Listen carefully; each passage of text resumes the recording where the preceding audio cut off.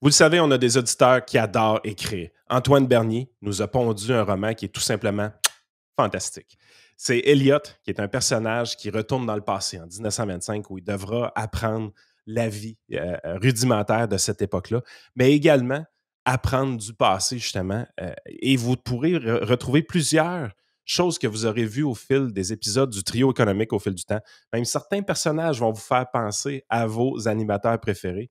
Ce livre-là est disponible sur Amazon avec Antoine Bernier à 22 $. Vous l'avez à l'écran, je vous l'affiche juste ici. Les leçons du passé, tome 1, le piège du confort. Je vous le suggère fortement, j'ai un malin plaisir à lire ça. Le livre d'Antoine est tout simplement excellent. Je vous le recommande fortement. Le trio économique est super content de vous présenter son premier commanditaire, l'avocat Jean-Sébastien Lebrun de chez Spiegel Ryan. Si vous avez besoin de conseils juridiques en matière fiscale, Jean-Sébastien, c'est le gars qu'il vous faut. C'est un avocat, un fiscaliste. Il vous offre une gamme complète de services pour répondre à vos besoins en matière d'achat, de vente d'entreprise, de planification fiscale et successorale et aussi pour résoudre des litiges fiscaux. Il offre un accompagnement spécialisé et personnalisé pour assurer la réussite de vos transactions et de vos affaires fiscales partout au Québec et même au-delà des frontières. Jean-Sébastien Lebrun de chez Spiegel Ryan, contactez-le au 514-866-3514. Bon épisode.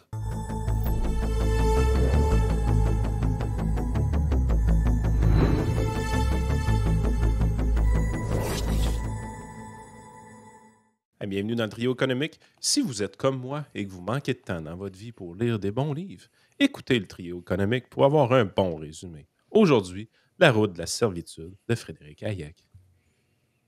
Wow, Yann n'a pas fait de commentaire niaiseux. C'est ta meilleure intro ever. Ça a pris combien d'épisodes?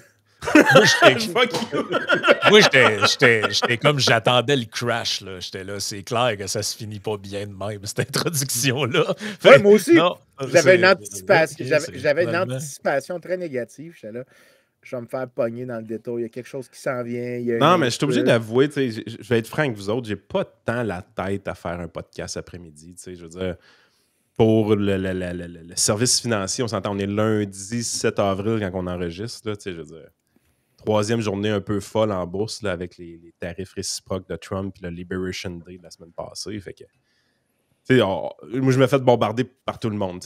Les clients, c'est pas si pire. Les clients pèlent pas trop. Je veux dire, comme Denis dit, on les a bien éduqués. Ce qui n'a pas d'allure, pareil, Denis.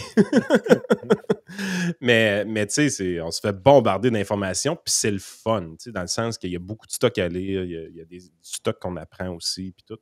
Fait que, tu sais, le podcast, présentement, j'avais pas tant la tête à ça. Puis honnêtement, d'habitude, mes bitcheries, je les prépare un peu quand même. Là. Puis là, j'ai pas eu le temps de rien préparer pour Vincent. Puis la joke de dire qu'il est gros, qu'il est laid, puis qu'il est chauve, à un moment donné, je l'ai fait 500 fois aussi. Là, ben, 501 maintenant. Je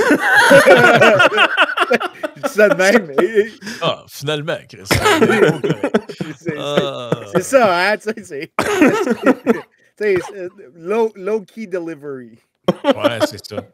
Mais quand on a fait le dernier, c'est le dernier ou l'avant-dernier, je ne me rappelle plus, Q&A, il y a quelqu'un qui avait dit, qui avait posé comme question, mais c'était plus un commentaire qu'une question, il avait dit pourquoi vous ne faites pas ou pourriez-vous faire une série, dans le fond, de podcasts, ou en tout cas plusieurs podcasts, un peu comme on avait fait avec le marxisme, sur différents courants.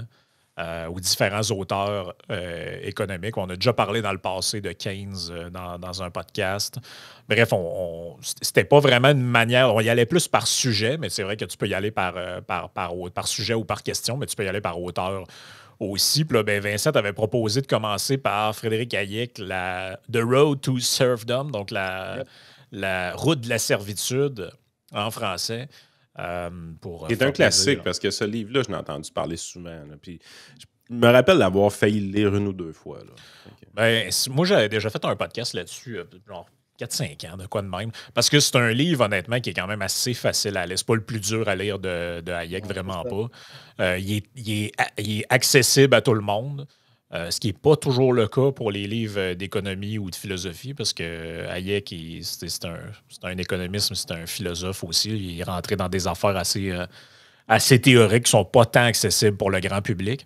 Puis ce livre-là, c'est un Allemand, hein, en passant. C'est ça, c'est aussi un Allemand. En général, les Allemands, comme disait mon prof à l'Université Laval, j'aime pas l'obscurantisme franco-germanique. Mais j'ai toujours trouvé que c'était une phrase absolument fabuleuse.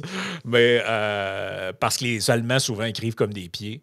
En fait, parce que la structure de leur langage fait que dans leur langage, ils sont compréhensibles, mais quand ils traduisent en anglais ou en français, c'est des phrases interminables qui durent une demi-page. Ouais, puis avec des néologismes parce qu'ils utilisent des mots qui n'existent pas en français ou en anglais. Donc, l'auteur crée, le traducteur, en fait, crée des mots qui n'existent pas. Donc, c'est un livre qui est assez facile à lire, mais c'est aussi un livre qui n'est pas long à lire. C'est pas une grosse brique, là. Ouais, ben, pour ceux que ça pourrait décourager. Tu l'as, le format papier, bah c'est ça. Puis je pourrais gager qu'il y a une... Puis je pourrais gager qu'il y a une partie là-dedans qui n'est pas vraiment le texte comme tel. Il doit avoir un genre de préface qui n'est pas nécessaire à lire. Il y a genre 20 pages d'introduction de commentaires qui sont donnés par l'éditeur, puis tu peux t'en calisser de ça. Ouais, c'est ça. Puis, c'est un livre qui est écrit dans les années 40, en fait, début des années 40. C'est sorti, je pense, en 44, ce bouquin-là, si ma mémoire est bonne. Donc, ça a été écrit pendant la Deuxième Guerre mondiale. C'est quand même important de rappeler le contexte parce que tu es dans le contexte de la montée du totalitarisme en Europe. Ben, pas la montée, en fait, c'est comme l'apogée, presque, je dirais. Tu es en plein cœur du fascisme, du nazisme, puis de ce qui se passe en Union soviétique. Là. Staline a pris les rênes depuis un bon bout. Lénine n'est plus là. Puis bon, bref, c'est comme la pire version de l'Union soviétique. Bref, on pourrait débattre de ça, mais c'est pas ça important. C'est ça pour dire, c'est pour le contexte. On est en pleine guerre, puis on voit des gouvernements ultra autoritaires en Europe. Fait que c'est dans ce contexte-là qu'il écrit son livre. Je ne sais pas si tu veux parler. Je peux mettre à l'écran tes oui, écoute. Je peux commencer par ça, là, parce qu'il y aurait long à dire pour présenter. Là, Hayek, bon, c'est un autre. À l'époque, on disait l'Autriche-Hongrie, mais bon, c'est un Autrichien. Et c'est ça, il s'inscrit dans une école de pensée que je vais te laisser présenter là, éventuellement. Là. J'aime le petit ajout. Là, il fallait laisser une petite note subtile dans les diapos. Mais écoute, je pense que je vois même pas qu'est-ce que tu n'as rien manqué dans le résumé un peu du setting. Hayek a écrit ce livre-là. Il commence comme projet début de la Deuxième Guerre mondiale. Il finit en décembre 1943, il l'envoie, il est admis à la société, le Royal Society, donc il devient un fellow. À ce moment-là, il est au sommet de sa carrière académique. Et il décide d'écrire ce livre-là qui est publié en période de guerre. Et puis ça, c'est un gros problème parce que le livre devient très populaire une fois qu'il est publié. Et à cause de la guerre, il y a un rationnement du papier. Et le livre est difficile à atteindre. Fait que les gens se retrouvent à l'adorer. Et en fait, ça crée une sorte de sentiment d'engouement qu'on ne peut pas le trouver. Puis des gens qui dépensent beaucoup de temps pour le chercher. Et ils se le passent de main en main quand ils puissent avoir une copie. Mais ce qui vraiment débloque la chose, c'est que University of Chicago Press le prend aux États-Unis. Et après ça, Reader's Digest en fait une version condensée. General Motors, qui est le plus grand des employeurs aux États-Unis à l'époque, décide de faire un dessin animé qu'ils mettent dans leur magazine Look, puis ça a l'air con, mais tu sais, General Motors, c'est quelques centaines de milliers de personnes qui travaillent pour ça, je pense. Fait que, tu sais, c'est tout, ça atteint toute une audience. Puis juste pour montrer aux auditeurs, là, si tu veux descendre au dessin animé, tu as un peu le résumé de l'argument. Le dessin animé qui est fait par... Ça, c'est celui de General Motors. Il n'est pas parfaitement représentatif de l'argument, mais il est quand même assez clair. Fait que, on va y aller juste avec le plus simple possible. Pourquoi est-ce que toute tentative de planification de l'économie mène inévitablement à la dictature? Première diapo, tu vois un gars qui est au travail, il est en train de d'aller à sa job. Mais là, il y a une urgence nationale, donc on peut s'imaginer très bien pour ceux qui écoutent depuis longtemps, le ratchet effect, l'effet de cliquet de Robert Higgs. Donc, il y a une crise, puis pendant la crise, on justifie une planification de l'économie. Mais là, il y a des gens qui disent, on voudrait garder un certain niveau de planification. Les planificateurs proposent une utopie, une société parfaite. Fait que là, tu as Gabriel Nadeau-Dubois puis Aurélie Langto qui écrivent des textes dans le Devoir que personne lit pour dire que la société sera améliorée par la planification centrale. Après ça, tu te retrouves que personne n'est capable de se mettre d'accord. Puis là, tu peux passer à l'autre slide. Ouais, en fait, dans le livre, ce qu'il dit, c'est tous les collectivismes ont comme point de départ ce qu'il appelle l'objectif initial là, en français. Je suis en anglais, je ne sais pas comment il dit ça, là, mais l'objectif initial, c'est tout le temps une patente genre la justice sociale. Donc là, tu as tout le temps un objectif un peu vaseux de même. Et là, c'est comme le comité planificateur qui va orienter vers l'atteinte finalement de cet objectif-là. Oui, mais là, l'affaire, c'est comme toutes les révolutions dévorent leurs propres enfants. Ils sont pas capables de se mettre en accord. Fait que tu as des socialistes qui sont pas des bons socialistes. Exact. T'as les Yann Sénéchal qui sont les méchants. Puis là, même s'ils sont dans le groupe, c'est les vraiment méchants. Fait que tu sais, c'est le fun d'écœurer Yann parce qu'il y a de l'énergie aujourd'hui, Yann. Fait que là, tu te retrouves avec un désaccord. Là, après ça, tu as plus de désaccords qui s'accumulent. Et là, éventuellement, il faut forcer un arrangement. Donc là, la coercition devient nécessaire. Puis là, en fait, il faut que tu vendes le plan à tout le monde. Là, tu peux passer à l'autre slide. Tu vas avoir de la propagande, tu vas avoir un contrôle de la presse. Tu vas avoir un leader fort qui va arriver, qui va nous parler de lui, qui va imposer le plan. Et là, il essaie d'imposer le plan, mais là, à un moment donné, le plan ne marche pas pour des raisons de problèmes de connaissances. Tu ne peux pas planifier facilement une économie. Mais après ça, on donne plus de pouvoir au dictateur, on donne plus de pouvoir à l'homme fort. Après ça, lui consolide ces pouvoirs-là, se trouve. Puis quand ça ne marche pas encore, qu'est-ce qu'il fait? Il se trouve une mauvaise personne, le méchant, donc Yann Sénéchal, encore une fois. On trouve la personne qui est la cause du problème. Donc, la droite de Québec. La droite de Québec, les Juifs, les musulmans, le capitaine Haddock va blâmer les métèques. Tu vas voir, tous les colons vont sortir, ils vont dire que si le plan n'a pas fonctionné, c'est parce que c'est le fun de tapocher une coupe de Mais c'est pas si fou que ça ce que tu nous parles, parce que quand tu lis le livre Sang bleu, je suis désolé, mais les péquistes, quand ils réussissent leur référendum, ils blâment la droite de Québec. Ça amène beaucoup de dictature dans le pays du Québec. Moi, le livre de Sang bleu, je l'ai vu comme une révélation. Écoute, tu as aussi le rôle des experts là-dedans, hein, parce qu'il parle de ça, à Yek, parce que pour dans la planification, tu as besoin d'avoir des experts. Là. Parce que les experts économiques, tu avais ça beaucoup en URSS, il fallait que tu aies le comité d'experts. Comment ils appelaient ça déjà? Pas l'Académie des sciences de l'URSS. Il y avait un nom à ça. C'était comme une espèce de... Tu sais de quoi je parle? C'est eux, dans le fond, ils sortaient des espèces de grosses bibles. J'en ai une ici que j'avais acheté sur eBay dans le temps. C'était comme un genre le manuel de l'Académie de l'URSS. Puis là, là-dedans, c'est comme genre, voici ce qu'il faut savoir sur tel sujet. Et là, comme par hasard, c'est toujours les mêmes 3-4 idées qui reviennent dans le truc. Mais ça a été produit par le gouvernement. Mais ça existe dans un système de planification. Là, ça te prend ton comité d'experts pour dire c'est quoi la vérité. Là. Puis tu imposes les idées que tu as choisies, des experts que tu as choisis. Donc, tu as eu... C'est l'Académie des sciences de l'URSS. C'est ça. Ouais. Bien, ce qui est le fun avec ces comités d'experts-là, en passant, c'est que tu choisis tes experts, mais ceux qui ne sont pas choisis, ils sont choisis pour autre chose. Ils prennent un train pour quelque part de bien fret. Fait que, tu sais, quand je dis souvent... Sibéria. C'est pour ça que je dis souvent en joke que voyons, la différence pour moi entre les fachos et les communistes, c'est que soit c'est un camp de concentration ou un goulag.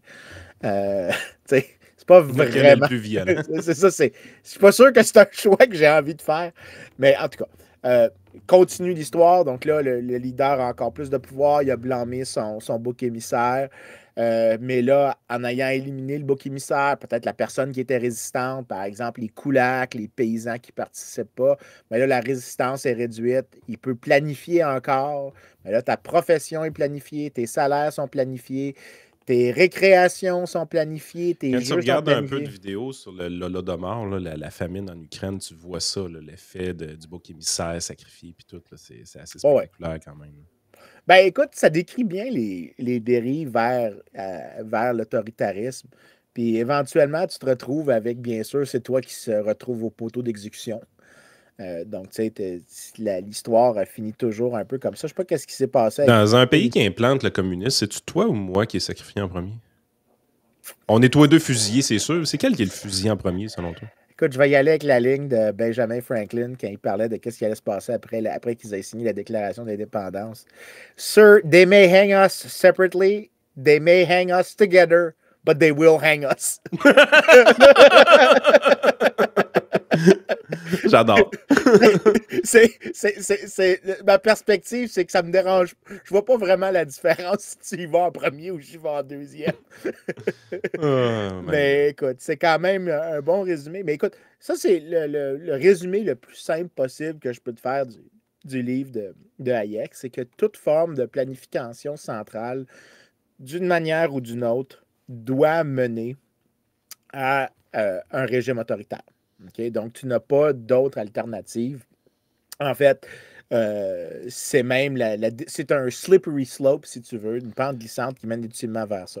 Fait que c'est le livre qui détruit complètement l'argument de « Ouais, mais ça, c'était pas du vrai communisme. » Ouais, ben en fait, c'est pas mal ça, ouais. Là, c'est poche que Frank n'est pas là parce que j'ai une image en joke. Fait que je sais pas si tu as contrôle sur les diapositives parce que Frank a vraiment disparu. Mais Ouais, si tu as contrôle sur les diapositives, j'ai une image de Hayek. Si tu descends encore un peu, où est-ce que tu vois Hayek qui s'adresse à quelqu'un. Dans un documentaire, à un moment donné, Hayek il parle et il comptait sur ses doigts 1, 2, 3. Puis après ça, il se restait avec le doigt élevé. Le middle finger. C'est ça, mais c'est un accident. Fait que moi, j'appelle ça le Hayek fuck you. Et je m'en sers souvent quand j'ai envie d'être enfantin. Mais Hayek, quand il écrit le livre, puis ça, je pense que la description que je t'ai donnée n'est pas fausse du tout, mais il manque quelque chose de très important parce qu'il dédie le livre, et je lis ici en français, dans la dédication, il commence en français, c'est dédicace? Dédicace. OK. Ça a été écrit aux socialistes de tous les partis. Et c'est pourquoi aux socialistes de tous les partis, parce que c'est vraiment quelque chose que les gens ne comprennent pas nécessairement, c'est qu'ils disent que quand ils disent socialiste, ce qu'il veut dire, c'est au sens le plus large possible. On ne parle pas juste de Gabriel Nadeau-Dubois, ici, ou de Aurélie Langto, donc nos clichés québécois de qui se dit ouvertement très proche du socialisme, mais il est prêt à aller bien au-delà de ça. Il va inclure les marxistes, les membres des partis socialistes, mais aussi les conservateurs. Et en Grande-Bretagne, à l'époque, quand il écrit le Parti libéral, qui est dirigé par William Beveridge, qui sont favorables à un certain degré de planification centrale. Et donc, lui, ce qu'il dit par socialiste, c'est n'importe qui veut abandonner le laisser-faire et que l'État va au-delà de sa fonction de gérer la pollution. Parce qu'Hayek, dans le livre, il ne dit pas des choses libertariennes. Il dit l'État a un rôle pour la justice, la police, la gestion de pollution, des choses que le marché ne peut pas produire, mais qui sont nécessaires, comme la défense nationale, les phares, des choses comme ça. Tu sais, ce qu'on appellerait les limites du marché. Les fonctions régaliennes de l'État. Ben, un petit peu plus. Hein? Il défend certaines petites missions de l'État qui vont au-delà du régalien. Mais dès que tu te mets à dire qu'il faut que l'État participe à l'activité économique pour la diriger, pas juste, tu deviens un socialiste dans sa définition. C'est pour ça la dédicace aux socialistes de tous les partis, c'est qu'il utilise une définition du socialisme comme n'importe qui est favorable à l'implication de l'État dans la direction de l'activité économique, dans l'allocation des ressources, au lieu de juste les fonctions usuelles de l'État. Fait que lui, Fitzgibbon puis Lutnick. Socialiste. Exactement. Donc, dans Hayek, Lutnick, Fitzgibbon, Legault, Carney sont des socialistes. Je pense qu'il mettrait aussi Pierre Poilievre dans le moton parce que pour lui, c'est pas tant important si oui ou non ils sont à des degrés plus favorables à la planification. Quand Poilievre a des promesses comme on augmente le CELI, ça, c'est pas socialiste. On augmente le CELI, mais vous le devez le mettre absolument au Canada. Ça, c'est socialiste. C'était l'exemple que j'avais en tête.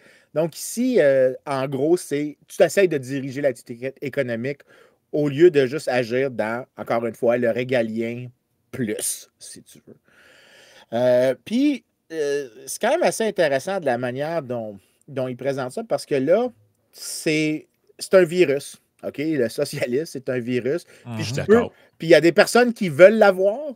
Il y a des gens qui se disent, ben, on doit composer un peu avec, mais je ne suis pas très favorable. Mais dès que tu l'as, tu l'as. Puis, en gros, tu as juste des degrés de progression de la maladie à toute fin pratique que tu as.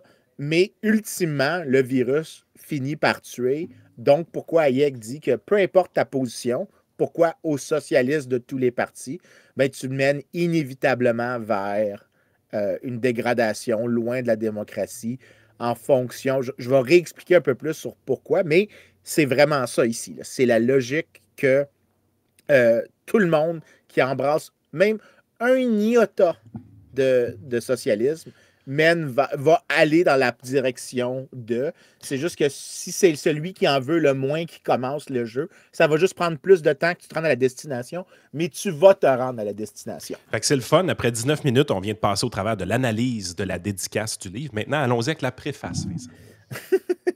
Mais avec la dédicace, mange la marde, avec la dédicace, tu comprends tout l'argument du livre. L'argument du livre, c'est fondamentalement ça. Les socialistes sont dans toutes les parties. Pour le reste, les deux autres choses qui sont à expliquer, c'est que c'est une critique, pas des intentions. Fait que il ne fait pas de théorie des choix publics. OK?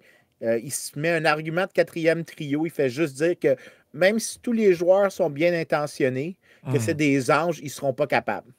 Donc, la pente glissante, elle est inévitable, que les êtres humains soient bons ou mauvais. OK? Donc, l'argument survit à ça. Puis, quand il écrit, c'est vraiment assez impressionnant parce que quand tu le lis, puis quand je l'avais lu la première fois, parce que j'avais la version française des presses de l'Université de France, et j'avais pas. Il y a des choses qui me manquaient, que je n'avais pas une appréciation, mais avec le temps, parce que je lis beaucoup, malheureusement, sur la maladie mentale qui est le socialisme, parce que je pense que c'est ça, malgré que j'ai une bonne connaissance de cette maladie-là. Il faut traiter les maladies. Donc, il faut être au verset du contexte. Mais je n'avais pas remarqué à quel point il répond aux arguments des socialistes de l'époque. Il est vraiment bien incrusté. Fait que, tu sais, Frank, si tu veux descendre 2 slides plus bas, mais moi, je trouve que l'intérêt de ce livre-là, là, honnêtement, là, c'est pas tant la réponse aux socialistes tel qu'on pense, c'est ce que tu disais, le GND de ce monde, et Mélenchon et compagnie. Mettez les noms que vous voulez. Là. Les pires de la game. L'intérêt, en fait, de ce livre-là, c'est qu'il pourrait mener à la prise de conscience chez beaucoup de gens qu'ils sont des socialistes qui s'ignorent. Exactement. C'est un genre de PSPP là, qui arrive et qui dit que les pétrolières, si on coupe la taxe carbone, ils vont prendre tout ça en profit. Tu sais, des gens qui pensent qu'ils peuvent réorganiser toute la société en fonction de leur nouvelle lubie du moment. Puis là, tu dis, non, mais c'est pas à gauche, là, c'est full à droite, ce truc-là. Ouais, enlève ce vocabulaire-là de ta tête, là. Puis vas-y en fonction de. En fait, il y a une citation que j'aime bien, on va passer à la page suivante après, là, mais que j'avais retenue dans ma lecture du livre. Il dit les socialistes, croient que notre vie économique devrait être dirigée consciemment, que nous devrions remplacer le jeu libre de la concurrence par la planification économique. Pourtant, peut-on imaginer une tragédie plus grande que celle de chercher, dans notre effort conscient pour façonner l'avenir selon de nobles idéaux, à produire en réalité et sans le vouloir exactement le contraire de ce que nous espérions atteindre? Et en gros, c'est ça qu'il dit, là, c'est que le plan est toujours séduisant. La planification est toujours séduisante. Notre cerveau est mal fait. Notre cerveau tombe en amour avec la planification. Donc, on a l'impression que de la bonne planification faite par des élites va nous amener à quelque chose de viable, de bon et de meilleur. que ce que le chaos peut générer. Ben, le chaos l'idée, n'est c'est pas que le chaos en réalité. Ben, l'idée, c'est que la tentation de diriger l'économie, elle est universelle. C'est C'est une ça. tentation absolument universelle, partagée par tous. Mais Frank a dit quelque chose qui est vraiment la raison pourquoi je veux parler de à qui il répond. Parce que quand il dit qu'il y a un virus mental, ben, c'est pas comme ça qu'il dit, mais moi, je le dis comme ça pour Oh, que tu peux être facilement tenté de dire qu'il faut cette solution-là. C'est parce qu'il y a une peur qui existe derrière. Il doit avoir une sorte de peur qui peut paraître raisonnable. Donc, il ne traite pas. Quand il dit que les socialistes, c'est une critique, pas des intentions, mais des méthodes, des capacités à toute fin pratique, il dit que tu n'es pas capable d'avoir un autre résultat qu'une dictature ultimement. Ben, il leur donne la place à l'idée qu'ils font une critique de bonne foi du système. Erronée ou non, mais il doit avoir une critique de bonne foi qui est là. Et donc, il donne aux socialistes le meilleur terrain possible pour dire qu'est-ce qui vous fait peur? Qu'est-ce qui vous fait peur et pourquoi vous proposez la nationalisation? Pourquoi vous contrôlez le contrôle de l'économie? Pourquoi vous proposez le contrôle de l'économie? Et il passe un paquet de pages. Là, c'est l'image des gars que je mets. Juste pour ajouter un peu plus de contexte. Hayek, il est à la LSI. LSI, c'est une excellente université. Je dis ça de même. Aucun lien avec mon diplôme à moi. Produisent pas des communistes un peu, eux autres? Produisent beaucoup de communistes, c'est ça l'affaire. LSI, c'est fondé par les Webbs. Les Webbs sont deux socialistes, deux des premiers grands socialistes britanniques. Et c'est une école à toute fin pratique pour entraîner des technocrates de gauche. C'est comme ça que c'est vu. Mais ils ont une diversité intellectuelle. Ils embauchent beaucoup de libéraux, dont Hayek. C'est un peu comme l'ENAP quand tu regardes ça à moins grande échelle. C'est exactement ça. L'ENAP, tu as des professeurs très, très libéraux à l'ENAP. Puis finalement, tu dis l'ENAP, École nationale d'administration publique. Là, tu dis, what the fuck? LSI, c'est ça. Fait que tu as Hayek, mais pour chaque Hayek dans le département, tu as 5 socialistes intenses. Fait que tu sais, ici, j'en mets quelques-uns. Tu as Abba Lerner, tu as Harold Lasky, tu as William Beveridge, tu as Hugh Dalton, tu as.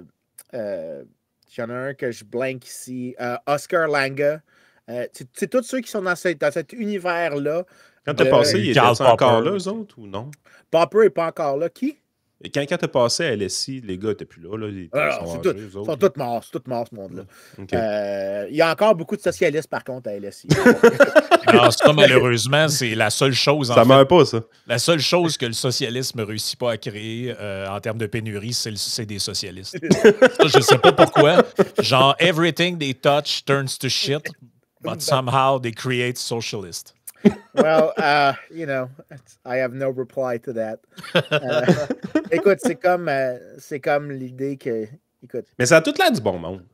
Ben, c'est tous des grands intellectuels, des grands penseurs et d'une très grande rigueur. Okay? C'est-à-dire que quand tu les lis, ce qu'ils ont en commun, c'est qu'ils proposent une peur qui est que la concentration industrielle, que tu vois des grandes compagnies émerger, que ce n'est pas ce qu'on avait historiquement. Donc, ce n'était plus les petites entreprises, les artisans. Et là, tu as des grands conglomérats qui émergent. Et ces conglomérats-là peuvent contrôler l'exercice politique, peuvent changer les règles en leur faveur. Et inévitablement, ce que tu te retrouves, c'est une dictature des gens riches et puissants. C'est ça. Ce que tu viens de dire là, Vincent, là, juste là, pour préciser, là, ça, il y a même des communistes, là, des vrais communistes, dont Lénine lui-même. Lénine, dans un de ses textes, je ne me rappelle plus lequel, dit spécifiquement la chose suivante, que pour lui, le modèle idéal de société, c'est celle du petit propriétaire américain qui est genre maître de ses moyens de production puis tout, puis que le problème, c'est que genre le capitalisme va nous amener à une concentration dans des méga corporations puis des méga entreprises qui vont dépouiller les petits propriétaires de leurs moyens de production. Fait qu'en fait, que tu dis, ben, au bout du compte, dans le fond, Lénine n'était pas si communiste que ça, c'est juste qu'il était habité par une peur irrationnelle ou semi-rationnelle que dans le fond, plus personne pourrait être son propre patron. Te rappelles-tu, on a eu cette discussion-là, toi puis moi, Frank, comment quand je suis revenu de Floride, puis je disais, ce qui m'épate en côté entrepreneurial en Floride versus le Québec, c'est le côté Moms and Pops Shop qu'il y a aux États-Unis. Tu sais, que il y a pas beaucoup. Tu vas sur une rue qui est 100% commerciale et tu as une tonne de restaurants, tu as une tonne de services à la clientèle, tu as plein d'affaires qui ne sont clairement pas des franchises. Il n'y a pas des marques de commerce léchées. Les pancartes sont un peu croches, un peu faites à la main, mais tu as vraiment l'impression de rentrer chez maman et papa qui ont starté leur business et qui veulent avoir aucune expansion. Parce que c'est ça. Quand tu vas au Québec, je trouve que les commerces au Québec sont en général plus beaux, mais ça l'affaire, c'est que quand tu vas dans une rue commerciale au Québec, tu as une franchise ici, une franchise là, une franchise là, une franchise là. Les logos sont léchés. Je veux dire, c'est plus chocolat favori que le gars qui a starté une. Ben, ce que tu décris là, ce qui ressemble le plus à ça au Québec, je trouve, c'est les garages de mécanique automobile. Oui. Où là, tu vas avoir des points S qui sont très standardisés, mettons. Ouais, c'est ça. Où là, tu vas avoir une place, ça a l'air un peu louche, puis tu sais, ça porte, c'est tout souvent genre le nom d'un monsieur et fils, là. Ouais. Et ça existe, il y en a beaucoup. Là, ça existe encore, mais ça existe encore plus aux États-Unis parce que quand tu regardes les points S, où est-ce qu'il y a une forme de franchise qui est en train d'embarquer dans la région de Québec, par exemple, avec Desharnais, tout ça, tu sens que le modèle québécois de l'entrepreneuriat ressort, mais le modèle québécois de l'entrepreneuriat, c'est pas beaucoup d'entrepreneurs, très, très peu d'entrepreneurs, en fait. Puis, ce qui marche, c'est des franchises parce que, justement, il n'y a pas beaucoup d'entrepreneurs. Tandis que tu vas aux États-Unis où est-ce que c'est beaucoup plus déréglementé, ben, tu as beaucoup de moms and pops shop, puis moi, je trouve ça bien correct. J'ai pas de problème avec ça. Moi, que n'importe qui peut décoller sa business demain matin puis essayer d'avoir du succès. Je trouve que ça a un meilleur avenir que quelque chose qui appartient à très peu de gens. Mais la raison pourquoi ça appartient à très peu de gens au Québec puis qu'il y a beaucoup de franchises versus un entrepreneuriat plus débridé aux États-Unis, ben c'est probablement la réglementation. Ça peut juste être ça, en fait. Oui, ben écoute, oui, puis c'est dans la réponse d'Hayek. Mais je veux juste rajouter une chose sur ce que tu as dit pour comprendre ce que les socialistes disent. Eux, là, ce qu'ils ont en tête, c'est que tu vas avoir des industries qui vont être concentrées, qui vont utiliser leur pouvoir pour capturer l'État à leur avantage. Puis là, je vais citer Langa. Le meilleur lobbyiste devient le chef d'entreprise le plus prospère. Tous les groupes, capitalistes, producteurs, travailleurs, professionnels, se protègent ou cherchent à exclure les autres en capturant l'État. Le résultat, c'est que tu n'as pas de marché libre, tu as une dictature économique au profit des privilégiés. Exact. Et ce qui mine ultimement les fondements de la démocratie. Tu as une dictature qui se masque avec, tu sais, bon, tu peux aller voter, mais tu sais, je te laisserai pas faire ce que tu veux. Fait que là, tu peux entendre, by the way, des Mélenchons de ce monde qui disent des choses encore dans cette variante-là, qu'il y a une élite économique, un système très fort, mais Le Pen dit la même chose en passant. Il y a une élite très puissante qui est capable de contrôler le résultat et donc, malgré qu'on vote contre eux, leur puissance surpasse notre vie démocratique, alors ce n'est qu'une façade. Et dans certains cas, plus besoin de façade, tu te retrouves avec un État corporatiste, comme disons en Italie fasciste. C'est comme ça qu'ils vont, par exemple, la gauche va présenter ça. Mais la réponse qu'Yann a vraiment mis le doigt dessus, c'est que Hayek souligne la chose très, très claire. Puis dans le livre, il cite, puis là, tu peux passer à l'autre slide. Ouais.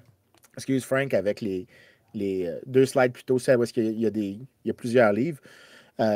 Mais Hayek, il en parle, il cite Lionel Robbins, qui est l'autre libéral de la LSI, qui est un peu le chair de la LSI. Et il cite son livre dans lequel Robbins dit « Much of monopoly is the creation of policy ». Je le crois, ça. Si tu as des tarifs, tu vas avoir plus de chances d'avoir de monopoles. Si tu fais des systèmes de permis, tu vas avoir des monopoles. Oui. Si tu mets des taxes, tu vas créer par inadvertance des monopoles. En gros, son argument, c'était que si tu vois un monopole, il y a des très bonnes chances que la vaste majorité du temps, pas toujours, parce qu'il n'est pas catégorique. Murray Rothbard, qu'on a parlé quelques fois, lui dit que tout monopole, c'est la nature de l'État. C'est le résultat de l'État. Il n'y a pas de monopole naturel, selon lui. Et je pense que ça se défend. Là. Je suis très radical dans la profession. Je ne pense pas que le monopole naturel est un problème en soi. Largement parce que ça disparaît très, très vite quand il y en a. Si ça disparaît avec la technologie, généralement. Exactement, mais aussi, généralement, ils ne sont même pas capables de se coordonner pour faire ce qu'ils ont à faire. Fait que, tu sais, je pense pas que c'est tous les problèmes que tu peux assigner à un monopole. Hayek répond à ça, il dit c'est l'État. Donc là, il leur répond directement dans le livre. Il est très honnête, il dit votre peur, elle est fondée. On ne veut pas un système dans lequel des gens qui ont un accès au pouvoir politique puissent établir des règles pour nous. Puis il leur donne ça, puis c'est comme une concession de l'intention que tu ne veux pas une forme de démocratie comme ça. Mais il dit il y a deux choses. Un, si tu vois des monopoles, c'est le résultat de l'État. Puis souvent, en fait, tu vas avoir des monopoles par inadvertance de la planification, où la planification va te donner directement la même chose que si tu avais créé des monopoles. Que toi, tu t'inquiètes de la concentration, mais tu vas créer la dictature, soit indépendamment via la planification, ou indirectement via la planification qui crée des monopoles, qui crée ensuite la dictature économique. Donc, Hayek leur donne ce terrain-là. Il est très honnête avec eux. Il leur donne beaucoup de respect. C'est quand même assez impressionnant à quel point il ne fait pas la caricature des socialistes. Là. J'aime ça rire des socialistes, mais la réalité, c'est que pour une idée de si mauvaise qualité, ils ont vraiment pris le temps d'y penser à quel point ils étaient capables. Puis ils sont conscients aussi qu'il y a des failles. Parce que quand eux, ils parlent de la réponse de pourquoi c'est une peur, les socialistes, ils ont leur grande inquiétude. Puis mettons, ils disent que ben là, tu sais, Hayek, là, il nous dit que les monopoles, c'est créé par l'État. Ben là, tu sais, puis il y a une grosse littérature qui s'est construite là-dessus qui montre que non, vraiment, il y a une bonne défense à faire de ça, qui a confirmé pas mal l'intuition de Hayek. Mais les socialistes étaient aussi pas. Bon, écoute, je veux dire, ils n'étaient pas cons, mais ils ne sont pas naïfs à 100%. Ils pensaient aussi qu'il y avait un risque que le socialisme pouvait mener. Donc, la planification centrale pouvait tuer la démocratie. Donc là, ils se disent, ben, comment est-ce qu'on fait à faire ça? Ben là, ils disent, ben, peut-être que dans le processus de transition, il va y avoir de la violence. OK? Donc, tu vas avoir les capitalistes qui vont résister, puis là, tu vas avoir de la violence pendant les nationalisations. C'est la phase de la dictature du prolétariat. Exactement. Pendant cette phase-là, écoute, tu vas avoir la version Robespierre, on ne fait pas d'omelette sans briser d'œuf. Toutes ces variantes-là, il faut déplaire à quelques personnes pendant un moment. Et ils vont même admettre des fois qu'après la nationalisation, tu vas peut-être avoir, après le contrôle de l'économie, des groupes d'intérêt qui vont continuer d'exister. Mais la réponse ici, tu vas avoir des socialistes, c'est il faut une nationalisation encore plus compréhensive. Il ne faut pas y aller avec une demi-mesure, il faut faire la totale. Puis c'est pour ça, par exemple, tu vas trouver un gars qui, puis pas juste en termes économiques, ils vont aller plus loin. Un des gars que Hayek cite, il dit It may well be that economic planning is only a prelude to cultural planning. Il faut que tu éduques les gens dans une bonne mentalité pour qu'ils soient des meilleures personnes. Puis ça explique beaucoup un peu dans le langage socialiste. Puis ça, je sais que vous l'avez déjà entendu. Vous voyez souvent les socialistes parler de liberté. Ils vont parler d'une nouvelle liberté, ils vont parler de libérer de la dictature du capital, mais puis tu vas le retrouver dans les premiers socialistes, là, parce qu'il y en a, il y en a des socialistes. Il y a Babeuf pendant la Révolution française, tu as Saint-Simon, tu as Proudhon, tu as Blanqui. Tu as une longue tradition de socialistes. Blanqui ne prédate pas Marx, mais il y en a plusieurs qui prédatent Marx, qui existent depuis longtemps, qui ont tous le même virus mental, mais ils parlent tous d'une manière ou d'une autre d'une nouvelle liberté. Puis tu sais que j'ai mis deux images ici pour montrer un peu dans la logique des socialistes que tu as le discours que la planification centrale, donc l'État va nous donner la planification centrale, on va avoir une nouvelle liberté. Ben, par exemple, dans le poster en rouge, je ne sais pas, Frank, si tu es capable de descendre, tu as deux posters que j'ai pris, que j'ai. Au nom de la paix, du socialisme et de l'indépendance de la liberté, qui est celui de gauche. Ça, c'est celui qui est en russe. Tu vois, c'est un poster soviétique, URSS, très clairement, mais tu vois, ils utilisent le même mot que nous, on utiliserait comme libéraux. Mais pour eux, c'est libérer du pouvoir du capital. Et donc, on aurait une vraie démocratie qui émerge à cause qu'on a une démocratie économique. Tu vois la même chose ici pour l'image de droite, ça c'est pour les États-Unis, le Socialist Labour Party. Ben ici, Vote for Industrial Freedom. Ils utilisent la même terminologie, mais ils ne veulent pas dire la même chose. Fait, tu sais, eux, leur réponse, c'est, écoute, Hayek, là, il a tort sur les monopoles, la concentration industrielle va nous donner la dictature économique, donc il faut qu'on contrôle l'économie pour arriver à ça. Mais, puis là, Hayek, encore une fois, il est super honnête avec eux. Il leur donne tout le terrain possible. Et il dit, écoute, regardons, comment est-ce que tu en viens à avoir une étatisation de l'économie? Bien, imagine que tu as une première intervention qui commence. L'État décide de réglementer ou de contrôler le prix du lait. Bien là, tu réglementes le prix du lait est plus bas que le marché.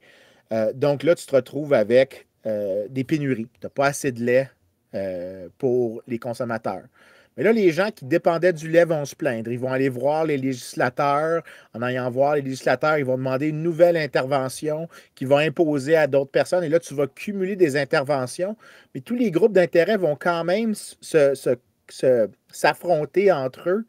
Et tu vas avoir un processus dans lequel, même si tu te retrouves à l'intérieur d'une société, tu veux quand même essayer d'avantager ta position à toi, mais tu n'es pas capable de faire un plan cohérent parce que tu n'es pas capable de tout prévoir les conséquences de l'action publique. Parce que l'idée des socialistes, c'est que parce qu'on a une dictature, une démocratie économique, excuse-moi, on va tous voter ensemble, on va tous participer. Mais la présomption ici, il dit, c'est même si c'était possible, c'est pour ça qu'il parle des fois, en quote, la solution des socialistes. Il dit, ben, tu ne peux pas le faire parce qu'il manque une chose, c'est qu'on ne peut pas tout prévoir ce qui va se passer en avant. Non, on n'a pas une connaissance parfaite. Donc, il va toujours avoir des incohérences. Et dès qu'il va avoir une incohérence, il va y avoir des groupes qui vont se faire conflit l'un avec l'autre. Et tu vas avoir des désaccords sur le plan, sur quelle utopie on doit planifier. Et là, ben, comme tu as des oppositions entre les plans, ben, tu peux plus faire autrement que d'utiliser la coercition. La coercition devient nécessaire pour avoir un seul plan. C'est ainsi qu'on passe d'un État bienveillant à un État autoritaire, voire totalitaire, parce que tu ne peux pas tout avoir. L'information, la planification centrale mène à des incohérences. Donc, le résultat lui-même mène à l'incohérence et donc à la dictature. Donc, les socialistes, quand ils disent que c'est la solution, non, ce n'est pas du tout la solution, en fait, la démocratie économique, c'est-à-dire que la propriété collective des biens et donc que tout le monde vote ensemble sur qu'est-ce qui devrait être produit. Tu vas avoir des incohérences et donc tu vas avoir inévitablement une dictature. La solution, c'est de revenir à ce que Hayek appelle la route oubliée, qui est en fait, comment est-ce qu'il appelle ça encore? J'ai oublié. La route abandonnée, excuse-moi. En français, c'est la route abandonnée. Et c'est là qu'il décrit, en passant, j'ai une phrase que j'aime beaucoup de lui. Il dit, pour parler de comment c'est abandonné, il dit « La tendance moderne vers le socialisme signifie une rupture brutale, non seulement avec le passé récent, mais avec toute l'évolution de la société occidentale. Et il décrit ici comment est-ce que, en fait, la solution, c'est de revenir vers le libéralisme qu'on a abandonné à cause des crises. Il faut que tu imagines bien au contexte. Il écrit pendant la Deuxième Guerre mondiale, où est-ce que tu te retrouves avec l'inconfort, si tu es en Grande-Bretagne, d'être l'allié de l'URSS, qui était la grande peur de la fin des années 10, 20 et 30. Et là, en même temps, tu as un autre opposé qui est présenté comme étant de droite, à l'opposé de la gauche, qui, lui, est un autoritaire intense. Tu te retrouves avec ces tensions-là où il y a un manque de confiance dans les capacités des idées libérales de générer des solutions, que le libéralisme était généralement un truc qui dégénérait naturellement, qui allait mener à des dictatures d'un sens ou de l'autre. Donc, fait que tu trouves une voie du milieu. Tout le monde... Donc, le nombre de gens qui étaient comme attachés au libéralisme dans cette période-là, c'était 20 personnes, mettons. Ouais, mais t'étais vraiment pris pour choisir entre la peste et le choléra. Tu sais, comme quand ça me fait penser à quand Orwell parle de l'Espagne à un moment donné, puis il dit ben là, c'est parce qu'en Espagne, on avait le choix entre les communistes ou les fascistes. Là. C'était littéralement le seul choix que tu avais. C'est qu'est-ce que tu fais? Ouais, t'en as pas vraiment de choix. C'est un non-choix, là. Tout fait pratique. Comme je dis tout le temps, entre choisir entre le goulag et le camp de concentration, je suis pas sûr que c'est un choix. Mais quand Hayek parle de ça, il est vraiment tout seul à parler de libéralisme parce que c'est vu comme une maladie, le libéralisme. C'est comme, tu te retrouves avec le communisme intense si tu ne fais pas de la planification centrale parce que tu as parti du libéralisme. Le libéralisme te mène à la concentration industrielle qui te mène à une dictature. Ou bien le libéralisme te donne la concentration industrielle et te mène à une dictature, mais cette fois-là, c'est une dictature communiste. Donc, Ouais, c'est ça. tu vas juste te retrouver avec un ou l'autre. Hayek dit non, absolument pas. En fait, le retour, il faut reprendre la route abandonnée parce que le libéralisme, c'est le garantie de notre liberté. Il faut que tu arrêtes la pente glissante, c'est-à-dire que tu désinterventionnes dans l'économie, tu ramènes l'État vers ce qu'il faisait. Donc, si tu vois, par exemple, que des tarifs créent des monopoles, créent du pouvoir de marché, tu enlèves les tarifs. Si tu vois que des subventions industrielles favorisent des groupes d'intérêt à l'intérieur de l'État, tu arrêtes de leur donner accès aux mamelles de l'État. Tu fais de la désintervention et ce faisant, tu brises la pente glissante, tu casses la concentration industrielle, tu casses la tentation autoritaire, mais c'est parce que tu t'éloignes de la planification. Hayek dit que tout ce qu'on observe dans les années 30, c'est le résultat d'avoir cédé aux tentations de planification économique, de dirigisme, et qu'on n'a pas réalisé que, après la Première Guerre mondiale, par exemple, l'État est devenu très gros, on a gardé certaines interventions, ces interventions-là ont mené à d'autres incohérences, ont mené à des crises économiques qui ont mené à des nouvelles interventions, à des nouveaux plans, puis là, des dictateurs et ultimement à des pertes de liberté. Et il dit, en fait, ce que vous observez, c'est le résultat de ce que présentement vous dites vouloir obtenir comme miracle, comme remède, excuse-moi, mais le remède est en réalité le poison qui se masque. Fait que, tu sais, Hayek, il y a vraiment une... Puis à cette époque-là, il faut comprendre qu'il est le premier à dire ça très, très honnêtement, puis il fait quelque chose d'unique. Parce que c'est le premier qui ne parle pas d'incitation. Ça a l'air weird pour moi de dire ça comme économiste, mais rappelle-toi, il leur a donné l'idée qu'ils étaient parfaitement bien intentionnés. Oh, il a envoyé le 4e trio. Là. Il a envoyé le 4e trio, puis les socialistes, à l'époque, ils écrivaient des choses, puis tu vois qu'à quel point ils avaient une capacité d'entrepreneurship intellectuel. Ils disaient, je ne veux pas, par exemple, Langer, qui donnait des cours à LSI, il dit, je veux pas, pas Langer, Lerner, il dit, je ne veux pas entendre parler d'incitation quand on parlera de socialisme.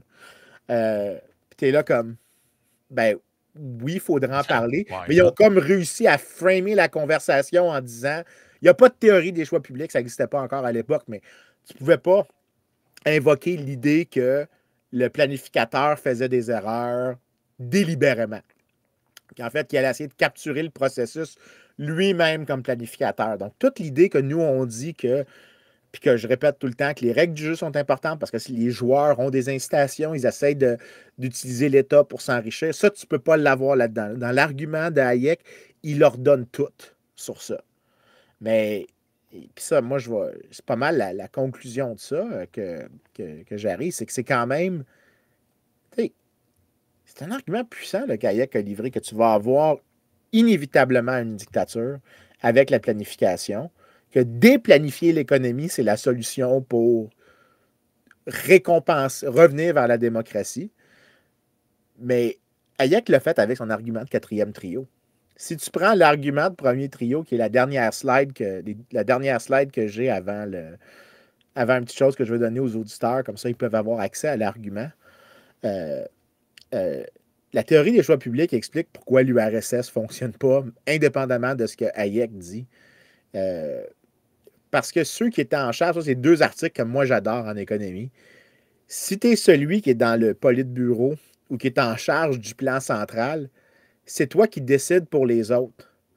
Comme tu as contrôle sur l'allocation des ressources, tu peux aussi avoir contrôle sur à qui les allouer en premier.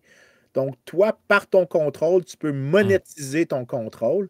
Fait que qu'est-ce que tu avais en URSS? Tu avais tout le temps le gars qui disait, tu sais, tu es vraiment une belle fille. Puis, il y a des rations sur les souliers, par exemple. Donc, si tu veux que je te donne accès à ces souliers-là, il faudrait que tu viennes dans une date avec moi, même si tu n'en as pas envie. Puis tu as des auteurs. Oui. C'est le phénomène de la prison. Là. C'est le même genre de phénomène que tu vas voir en prison où finalement, celui qui a accès au paquet de cigarettes ou aux allumettes ou aux barres de chocolat devient comme le king de la place parce qu'il est capable de monnayer ces biens-là qui sont rares en dedans. En échange de services qui ne sont pas toujours. Parce que c'est lui qui a le contrôle. Parce que c'est lui qui a le contrôle. Puis c'est pour ça qu'il y a un auteur, il y a un nouvelliste, excuse-moi, qui parlait du petit viol quotidien en URSS. que plein de gens acceptaient de faire des choses qu'ils n'auraient pas faites de leur propre gré si ce n'était pas face à une personne qui avait un pouvoir subtil sur eux. C'est-à-dire que, par exemple, tu es une belle fille. Ben, écoute, il y a une liste d'attente pour l'appartement, mais si tu sors avec moi, tu montes plus haut sur la liste. Ben, si tu y penses, c'est la même chose que ce que des... Voyons. C'est du Harvey Weinstein, mais exactement version communiste. Ben, c'est ça. Puis c'est pour ça que cet auteur-là que je pense parlait du petit viol quotidien que tu avais en URSS parce que tu avais des exercices constants de pouvoir par les gens qui étaient en charge. Mais là, on le prend avec un exemple que les gens peuvent plus facilement s'identifier, mais imagine que c'est la même chose avec des ressources pour des industries. Ben là, tu dis, écoute, tu dois me donner une cote de quelque chose. Tu dois me payer quelque chose. Tu dois me verser quelque chose. Puis le résultat, c'est que le communisme, par définition, tu te retrouves, ou tout système de planification, celui qui planifie, c'est lui qui a le gros bout du bâton. Puis c'est pour ça que tu vas avoir pour résultat une inefficacité, même si la personne n'est pas mal intentionnée. C'est juste qu'à un moment donné, le pot de biscuit est très tentant. Là. Et c'est pour ça que Hayek, quand il se refuse cet argument-là que je viens de faire, c'est quand même quelque chose de se refuser cet argument-là. Et pourtant, malgré qu'il se refuse cet argument-là, il gagne. C'est quand même... moi, je trouve que c'est impressionnant. Puis à quel point c'est prédictif aujourd'hui, ce que Hayek dit. Moi, j'ai lu ça, ce livre-là, la première fois à l'université. À l'époque, j'avais pas dans ma tête un cadre défini où je disais je me situe là par rapport à libéralisme, socialisme, tout ça. C'était plus. Je me souviens de comment je pensais à l'époque. J'y réfléchissais plus ou moins dans ces termes-là. Mais je me souviens, puis je vais vous la lire, je l'ai noté, cette phrase-là. Depuis longtemps, j'ai ça dans mes notes. Il y a une phrase dans le livre qui, dans ma tête, résumait à peu près tout ce qu'il essayait de démontrer. C'est qu'il dit, puis là, je mets à table un peu, là, mais il dit en gros, les socialistes voient toujours les rapports de domination avec le riche, le pauvre, le bourgeois, le prolétaire, celui qui a de l'argent, celui qui n'en a pas, celui qui est propriétaire de l'usine, celui qui est employé. C'est ça, la fameuse histoire du maître et de l'esclave. Ben, c'est toujours celui... Idéologie entièrement basée sur la jalousie. Entre autres, mais tu vas voir, justement, la citation va te parler. Il dit la chose suivante. Puis je l'ai traduit en français avec GPT parce que j'avais une version anglophone, là, mais je pense que la citation est à peu près correcte. Il dit « Qui peut sérieusement douter que le pouvoir qu'a sur moi un millionnaire, qui peut-être est mon employeur, est bien moindre que celui du plus petit bureaucrate détenant le pouvoir coercitif de l'État et dont le bon vouloir détermine la manière dont j'ai le droit de vivre et de travailler. » C'est bon. J'adore. Autrement dit, celui qui possède les leviers. Autrement dit, arrêtez de voir la structure de domination comme étant strictement un truc riche-pauvre, possédant, propriétaire, locataire. Il dit en fait, là, même si c'est votre patron, là, prenons le pire des cas, votre patron. Lui, il a bien de l'argent, vous autres, vous n'en avez pas. OK, il peut vous faire un peu chier sur la job, il peut être méprisant à votre égard, etc., mais vous avez toujours l'option de quitter votre emploi, d'aller travailler ailleurs, de partir votre propre entreprise. Il dit, l'État, là, lui, là, même si vous parlez à quelqu'un qui, socialement, est votre égal en termes de revenus, tout ça, il peut vous rendre la vie insupportable. Il peut vous rendre la vie strictement insupportable en soulignant des petites pécadilles, des petites virgules dans vos affaires. Non, monsieur, votre permis n'est pas bon, vous devez revenir au bureau. Finalement, on vous retire votre permis de conduire. Comment ça, vous retirez votre... Mais faites le tour de votre entourage, même si vous connaissez des gens qui ont des millions et des millions, puis peut-être des milliards dans leur compte en banque, ils n'ont pas le pouvoir de vous enlever votre permis de conduire, ils n'ont pas le pouvoir de faire fermer votre entreprise, ils n'ont pas le pouvoir d'augmenter vos taxes sur vos impôts, ils n'ont pas le pouvoir de vous faire inquiéter par l'Office québécois de la langue française, ils n'ont pas le pouvoir de faire rien de ça, là. En fait, qu'est-ce qu'ils peuvent faire? Vous écœurer avec votre richesse, avec leur richesse. En fait, c'est tout ce qu'ils peuvent faire, là. Quand tu perds un peu l'aspect employeur-employé, dans une PME, tu vas avoir le propriétaire de l'entreprise qui est plus riche que ses employés généralement, mais le propriétaire a une discussion très facilement avec ses employés. C'est logique, c'est une PME, il n'y a pas beaucoup de monde. C'est rare que la relation c'est opprimé-oppressé. ou opprimeur, ou oppresseur, oppressé. C'est jamais ça. Parce que dans un contexte où est-ce que le riche et le salarié se côtoient, mais je veux dire, il faut que l'environnement de travail soit le fun pour que le salarié reste. Là. Où est-ce que ça se perd un peu, c'est quand le patron devient en fait la multinationale qui elle-même est détenue par des milliers de personnes.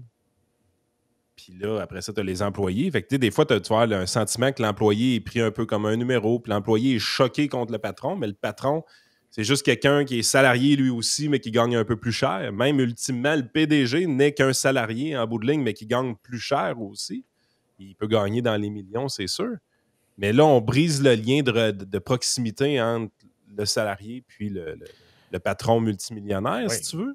Mais quand ce lien-là existe dans les entreprises, est-ce que vous avez une PME où est-ce qu'il y a 10 employés puis que le boss est millionnaire? Est-ce que c'est une relation d'esclavage, cette relation-là, ou c'est une relation de collaboration?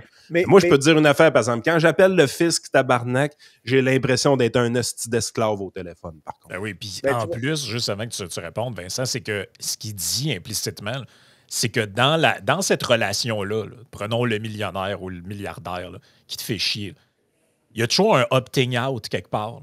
Tu peux quitter l'entreprise, tu peux arrêter de faire acheter ses produits, tu peux arrêter de faire affaire avec elle. Bon, dans de très rares cas, tu peux peut-être être otage d'un monopole, mettons dans des très rares cas. Sauf que dans le cas de l'État, il n'y en a pas d'opting out. Non. Il n'y en a pas d'opting out. Ben là, tu as juste à voter pour quelqu'un d'autre. Ouais, mais oui, OK, je peux changer les acteurs, mais je peux pas changer. Je peux changer ceux qui vont être sur la pièce pour faire la pièce de théâtre, mais je peux pas sortir du théâtre. Si tu es dans un régime communiste, ben OK, à la limite, tu pourrais dire, ben ton opting out, c'est tu peux te sauver, embarquer sur un radeau puis t'en aller en Floride ou passer en dessous du mur. Il est cher, le opting out. Mais le opting out, il est très, très, très, très, très cher, voire improbable. Oui, puis écoute, il y a tellement de choses que j'ai envie de rajouter, mais il y en a une que je sais qui va faire plaisir à Yann. Fait que je vais en dire une qui n'a pas rapport à ce que je veux donner à Yann, mais l'autre, c'est pour rajouter à ce que vous venez de dire tous les deux. La réponse de Hayek à tous les problèmes qui existent de domination privée, parce que c'est ça le terme que la gauche utiliserait, ou ce que tu aurais par la droite nationaliste, parce que là, ça s'en va vers ce que Yann dirait, c'est la domination par les étrangers, parce que c'est des Américains qui nous embauchent, c'est pas correct, ou qui amènent du capital américain. Fait que, l'argument est le même pour les deux tendances, mais la réponse de Hayek, c'est casse toutes les barrières, applique le Jello Tree à toute fin pratique. Si tu as des barrières à la concurrence, enlève-les. Si tu as des tarifs... ça, Hayek, ça? Applique le Geloso Tree? Ben écoute, c'est moi qui paraphrase. Hein. Wow, OK. mais fondamentalement, c'est ça sa réponse. Sa réponse, c'est est-ce que... Mettons, est-ce que vraiment c'est un problème? Il va dire, est-ce que l'État fait quelque chose qui crée le monopole? Puis s'il le fait, enlève-le. Enlève-le. Ouvre les portes à la concurrence. Et c'est vraiment ça qui fait comme réponse. Puis c'est seulement quand tu as passé toutes les étapes que là, il dit. Mais là, ça, c'est une fonction élémentaire de l'État. Mais c'est pour ça qu'Hayek parle de ça comme un retour au libéralisme. Mais pour toi, Yann, tu sais, depuis une couple de jours, j'ai accepté ta analogie, malgré le fait que j'en suis un, que Trump est un péquiste. C'est parce que c'est parfait comme analogie, parce que Hayek, puis je ne l'avais pas cliqué dans le passage avant de le relire aujourd'hui pour me préparer. Hayek a plusieurs passages où, merci. Hayek fait la comparaison des nationalistes aux planificateurs. Donc, il y a deux passages que je veux lire. Ici, il parle des Allemands avant la Deuxième Guerre mondiale, pourquoi ils embrassent le nazisme. Les Allemands eux-mêmes, ou tout au moins ceux d'entre eux qui diffusaient ces idées, des idées totalitaires, étaient parfaitement conscients du conflit. Ce qui avait été l'héritage commun de la civilisation européenne devint pour eux, longtemps avant les nazis, la civilisation occidentale, comme si c'était un mal. Ce mot signifiait désormais situé à l'ouest du Rhin. Ce qui était occidental, c'était désormais le libéralisme, tant maudit, et la démocratie, le capitalisme et l'individualisme, le libre-échange, l'internationalisme et l'amour de la paix sur toutes les formes. Là, petit passage. Ces idéaux politiques que l'Angleterre avait donnés au monde étaient irrémédiablement démodés et qu'il y avait lieu d'en rougir. Donc, tu vois déjà que pour ça qu'Hayek pour ça que les libéraux comme nous ont un malaise avec le nationalisme, c'est que le nationalisme vient souvent avec cette tentation totalitaire, cette tentation planiste qui mène vers des formes d'autoritarisme. Puis il y a un autre passage que j'aime beaucoup. les penchants nationalistes et impérialistes des théoristes socialistes du planisme, beaucoup plus répandus qu'on ne veut l'admettre ou même qu'eux-mêmes veulent s'admettre, ne sont pas toujours aussi manifestes que dans le cas des Webb ou de certains Fabiens, une branche de socialisme, de la première période. L'enthousiasme pour le planisme chez eux se confondait avec une vénération pour les grands groupements politiques et se colorait d'un certain mépris pour les petits États et les autres nations. Donc, si je paraphrase, Hayek vient traiter Bock-Côté de socialiste. Exactement. C'est pour ça que... c'est drôle, à lui, j'étais en train de penser. mais dans la définition de Hayek, Bock-Côté est un socialiste. Le capitaine il nous a appelé la droite QS, fait qu'on peut bien dire que c'est un socialiste. Fair enough. Ouais. Il y a quand même, soyons honnêtes, il y a quand même au fond de lui un fond d'attachement à la liberté qui est non négligeable. Oui, mais Hayek dirait, puis j'essaie vraiment de me mettre dans sa peau à lui, dirait que Mathieu Bock-Côté n'est pas un socialisme enthousiaste. Mais il l'est tout de même. C'est comme ça qu'il dirait un peu. C'est que c'est une tentation qui est là chez plusieurs. Il y en a qui reconnaissent que c'est quelque chose que tu ne devrais pas céder, mais tu n'es pas conscient que tu en es victime nécessairement. Donc, c'est un peu la manière que Hayek, pour ça qu'il dit aux socialistes de tous les partis, puis tu peux penser même à notre préféré ici, M. Squick, François Legault. Regarde les réflexes de François Legault. Chaque fois qu'il y a une crise, c'est toujours vers plus de planification de l'économie. Malgré qu'il se dit pro-business, Hayek aussi l'appellerait un socialiste parce qu'il y a une tentation chez lui sur des motifs différents des socialistes. Parce que M. Legault, il va dire on ne veut pas que les compagnies québécoises soient achetées par des Américaines. On ne veut pas éventrer notre classe d'affaires au Québec, qui est celle qui vient avec le petit drapeau. On veut les bons qui sont en charge. Donc, on a un plan pour que ce soit les nôtres. Pour toi puis moi, c'est pas de différence entre ça. Pratico-pratique, c'est juste une différence de justification qui est fournie. Ce que j'aime bien aussi dans les paragraphes que tu as lus, c'est qu'il y a une petite référence aux internationalistes. Puis, on a fait une nuance vendredi passé avec Denis Julien dans le live financier qu'on a fait, que je vous suggère d'aller écouter si vous ne l'avez pas écouté. Il est très bon. Ce que j'ai vraiment aimé, c'est la différence entre les mondialistes puis le libre-échange. Parce que, tu sais... mondialiste et mondialisation, mettons. Exactement. Ça aide à comprendre, plus. Puis, parce que ça, c'est un peu... Moi, j'ai toujours un malaise quand les gens dénoncent les mondialistes. Okay? Puis, le malaise que j'ai tout le temps, c'est que, tu sais, dans ce qu'on appelle le mondialisme, tout ça, le libre-échange est quelque chose qui est très mondialisation. Tu sais, c'est un peu les mêmes trucs, mais c'est les barrières qui tombent entre les pays, le commerce qui se libéralise, tout ça. Fait que, tu sais, moi, je suis personnellement vraiment beaucoup en faveur avec ça. C'est la raison pourquoi je ne suis pas en défaveur de l'immigration quand c'est bien fait. Puis je pense que la frontière canado-américaine ne devrait pas exister. Je pense qu'il ne devrait pas y avoir de douane entre les deux. Je pense que, tu sais, vous voyez un peu l'idée, là, de comment je suis réellement un libre-échangiste. Mais en même temps, c'est pour ça que j'utilise presque jamais le terme mondialiste, parce que, puis j'attaque les mondialistes, parce que moi, tu sais, ce volet-là de la mondialisation, je tripe là-dessus. Le volet que je déteste, puis je pense qu'on le sent moins en Amérique du Nord qu'ils peuvent le sentir en Europe, parce qu'en Europe, ils doivent se taper des gouvernements supranationaux avec l'Union européenne. Puis dans toute l'Union européenne, il y a des affaires que j'aime. L'euro, je trouve que c'est correct. Le fait qu'il n'y ait pas de douane entre les pays, je trouve que c'est correct. Le fait qu'éventuellement, il y a une liberté de circulation en Europe, je trouve que c'est une bonne idée. C'est une grande zone économique, c'est une bonne idée. Ce que j'aime pas, c'est le gouvernement européen par-dessus. Ce que j'aime pas, c'est qu'avec cette union libre-là d'économie qui est arrivée, qui était vraiment une bonne chose, est venu également un désir d'harmoniser les standards, d'harmoniser les lois et règlements entre les pays. Et ça a créé justement le désir de réglementation supranationale. Puis ça, c'est du mondialisme. Ça, c'est de la merde. C'est des gouvernements mondiaux. C'est des gouvernements par-dessus des gouvernements. Ça, c'est des affaires qu'on veut pas. La création de l'ONU, ça a l'air bien intentionné puis tout ça, mais quand l'ONU est en train de te dire quoi faire, c'est de la merde. Tu sais, je voyais quelque chose. à matin, j'ai comme un malaise. L'ONU dit au Canada, vous devriez changer telle loi, ou je ne me rappelle plus c'était quoi, Frank. Ouais. Mais Chris, c'est pas de leurs affaires, eux autres. Même s'ils ont raison, c'est pas de leurs affaires. C'est ça, je veux juste compléter sur ce que tu viens de dire là, c'est qu'en général, ce que les gens pointent du doigt comme étant ce qu'eux appellent des mondialistes, c'est en général des technocrates. Exact. Donc, des gens qui sont dans des organisations supranationales ou des parlements supranationaux et qui, en général, si tu écoutes bien ce qu'ils disent, ne sont généralement pas des libre-échangistes, ne sont généralement pas des libéraux. Si tu regardes ce que dit, si tu regardes, mettons, les conférences du World Economic Forum, je l'ai fait quelques fois, tu les regardes, tu peux les voir en direct. Là.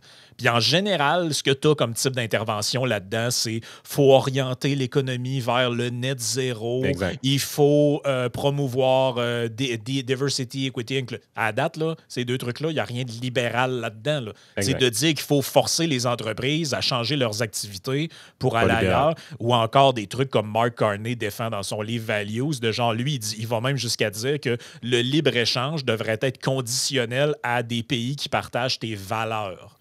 Ça, c'est lui qui dit ça dans le livre. Donc, lui, il dit on devrait faire du commerce uniquement avec des pays qui ont les mêmes valeurs que nous. Ça veut dire exit la Chine, j'imagine exit les États-Unis. Bangladesh, Vietnam. Fait que dans le fond, pour lui, le genre de libre-échange, ça serait avec les Anglais, les Français, peut-être, je sais pas, avec l'Union européenne. Les autres, on n'en veut pas parce qu'ils ne partagent pas nos valeurs. Ça, mais là, les gens le regardent et disent lui, c'est un mondialiste, mais c'est zéro un libre-échangiste, c'est zéro un libéral dans le sens classique du terme. Ouais, deux choses, je vais dire rapidement. Ce que vous venez de décrire, là, c'est ce qu'Hayek appellerait du planisme à l'échelle mondiale. Exact. C'est juste ça. Mais ici, il y a quand même un truc que Hayek parle, mais aussi Mises puis d'autres libéraux. Tous les libéraux ont une relation tendue avec le nationalisme qui vaudrait peut-être la peine de faire un épisode. Parce que le nationalisme, même s'il vient avec tous ses méfaits, il vient avec un grand bienfait, c'est qu'il garde des nations séparées des autres et que ça crée de la concurrence entre les nations. Moi, donc, ça, je peux te concéder ça crée... C'est pour ça que, Bock-Côté, j'aime pas souvent ce qu'il dit. Mais en même temps, je reconnais que la nation, il y a une justification pour ça. Parce que c'est des trucs qui ont émergé à travers l'histoire, qui ont un poids historique. En fait, si on avait toute la même culture et on serait tous de même nationalité, là, ce que tu dis, c'est que les pays seraient beaucoup plus gros, ce qui ferait une forme de mondialisme à petite échelle, dans le fond. Oui, exactement. Mais le fait que les pays sont plus petits, surtout en Europe, là, on a des grands pays en Amérique du Nord, mais si tu vas en Europe, les pays sont tout petits, il y a des populations quand même assez contrôlées, c'est 30, 40, 50 millions dans certains cas. Et si tu te rends au bout de ta logique, puis que le gouvernement européen, ça devient en fait, ces pays-là ne sont plus des pays, mais deviennent uniquement des provinces, et que là, tu as un gouvernement qui, par-dessus, décide pour tous les pays, voici quelles seront vos politiques en matière de santé, d'éducation, d'économie, tout ça, ben, tu vas t'apercevoir que ça va s'effondrer dans le temps de le dire. En tout cas, ça sera plus ce que ça a été. C'est pour ça qu'un libéral dit ce qu'il veut, c'est de la fractionnalisation des pouvoirs politiques. Et le nationalisme est étrangement une des garanties de fractionnalisation / fédéralisme, parce que ce que tu as, c'est de la concurrence entre nations. Et là, ce que tu veux, c'est au-dessus de cet ordre-là, comment tu fais de compétition, comment tu fais pour avoir au moins des zones de libre-échange, des possibilités d'entente d'un ordre international qui existe. Ça, c'est très difficile pour les libéraux de naviguer ça. Il n'y a pas de réponse idéale, mais les libéraux voient le nationalisme tant comme quelque chose avec lequel tu dois t'accommoder à un certain degré, mais qui ultimement et sera toujours une forme de danger si tu lui donnes la capacité de faire des politiques publiques exclusivement. Fait que, tu peux avoir un Philippe Couillard qui dit le Québec, c'est bien, puis on devrait être une petite nation, on doit être protégé, puis on doit résister le fédéral. Ou tu as un François Legault qui dit ça, plus, là, il faut qu'on subventionne. Fait que dans le fond, ce que tu dis, grosso modo, c'est que les bienfaits sont dans le libre-échange. Ce qu'on veut, c'est le libre-échange. Mais malheureusement, quand on implante le libre-échange, il y a tout le temps un esti de socialiste à quelque part qui essaie de rentrer pour réglementer par-dessus le libre-échange. C'est lui le problème. Il y a toujours quelqu'un qui vient gâcher le party. Sur ce, on termine le podcast et on va passer à la partie Patreon. Donc, si vous voulez vous abonner, vous avez accès à tous les podcasts en exclusivité et dans leur intégralité.